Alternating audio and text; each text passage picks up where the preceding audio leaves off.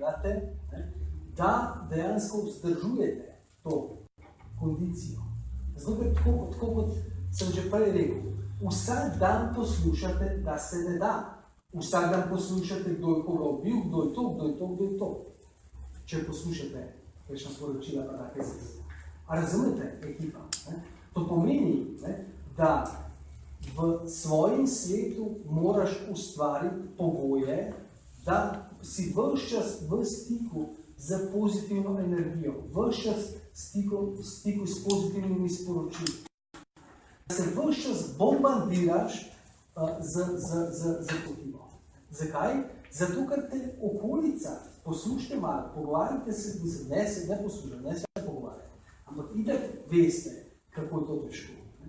Tako da recimo jaz tam, ker pač jaz imam trening, imam tudi, recimo imamo skupinca zjutraj, vsako jutro imamo trening, imamo sproščanje, imamo potem še malo vprašanje odgovore, pozitivne sporočila, če bo koga zanimalo, vse to preko interneta, ne rabite nekam od doma, vse nadaljavo.